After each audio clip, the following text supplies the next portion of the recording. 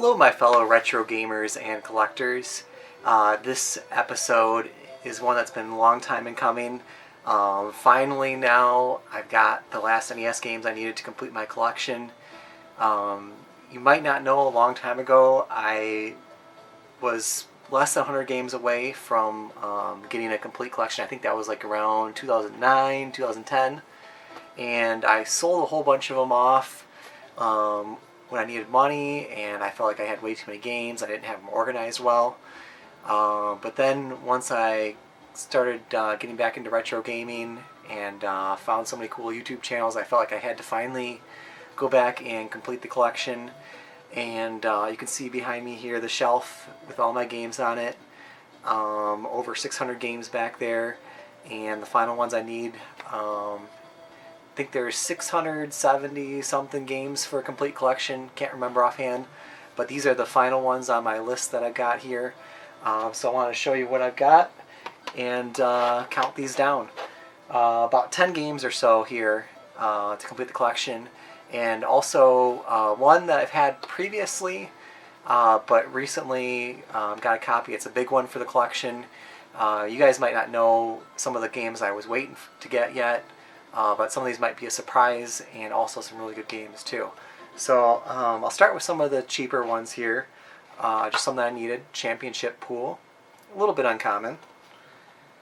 And then the Young Indiana Jones. Then we've got Legends of the Diamond. And Base Wars. And Deja Vu.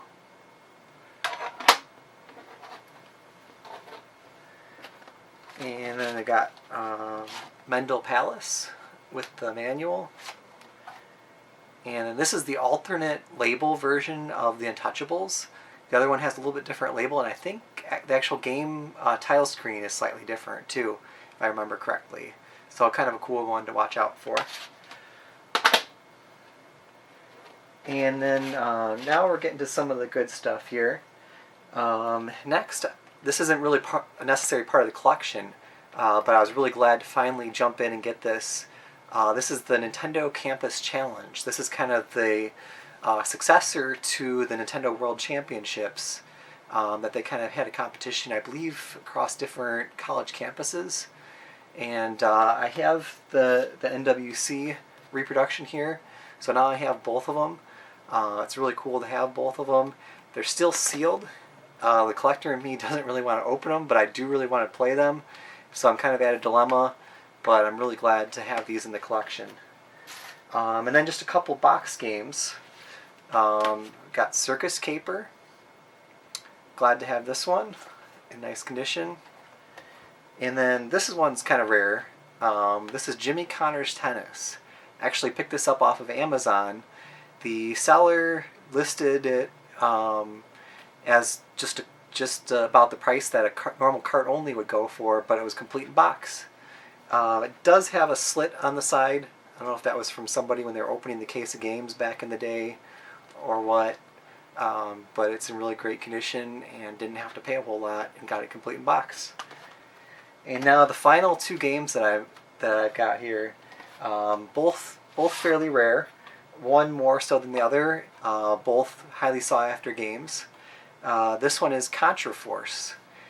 It's the sequel to Super C, but not a true sequel because it was based off of a different game. I believe it was called Crossfire in Japan.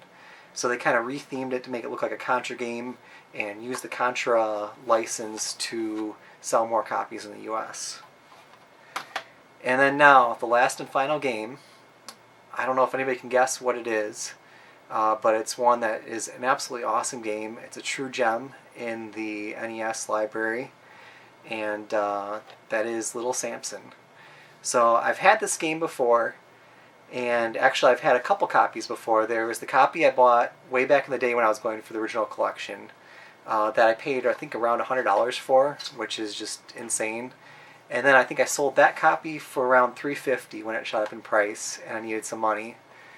And then a while back, a long while back, I had another copy, but it was kind of discolored and not nearly as in good a condition. And then I found this copy from, of all places, JJ Games, and they had a listing on eBay. And I remembered, oh yeah, I had bought a number of games from them previously, and they had a 10% off coupon.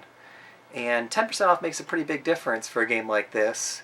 And they actually had this at an already reasonable price. So I think I ended up paying a little over $4.50 for it, which is quite good for this.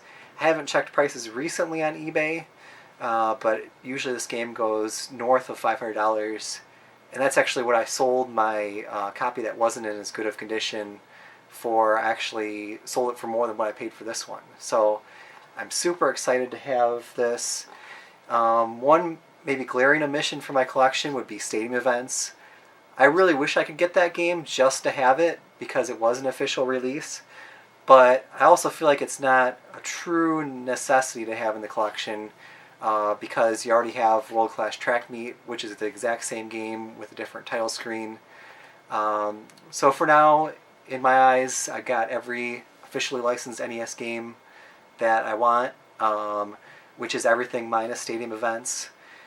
Maybe someday I'll get stadium events. Who knows? Maybe I'll come into a large inheritance I didn't know had coming to me and be able to drop a load of cash. But for now, that's complete. So super excited to have all of these. Now I've kind of got to go through and finish alphabetizing them and cleaning them. I do want to have all these games clean, ready to play, and just be able to pop them in the system and just play whatever game I want. That's kind of the whole idea behind this, to have that nostalgia and be able to play the real cart and just pop it in. So some people might be wondering, what am I going to do now? What are my future collection goals? If you've seen my other videos, you've seen that I picked up a lot of Famicom games. Famicom is my other collecting passion, and in 2015 I will be going to try and complete my Famicom collection. The official number is right around 1,051 games, so it's a lot of games to go for, much bigger than even the NES collection. But the fortunate thing is, a lot of the games you can get for fairly cheap, and you can get a lot of them in big auction lots and kind of build up collection that way. But there are some extreme rarities too. There's Lickle, which is the Japanese version of Little Samson, and there's a whole bunch of other rarities. There's the Dotach games, if I'm saying that correctly, which are like a barcode scanning game. Those are super rare, a couple of them. So it's going to be quite a difficult task, but it is obtainable. Just might take some time, so I'm going to work on that, and I'll be bringing you more videos. I'll probably do separate videos for just the Famicom games, and then kind of just go through everything that I've got, and then still do other pickup videos for everything else, because I've got a lot more stuff on the way. Some MSX games, more Mega Drive games. I've got some cool controllers and accessories to show you, some PlayStation stuff. So stay tuned for more, and I'll catch you guys next time. Bye.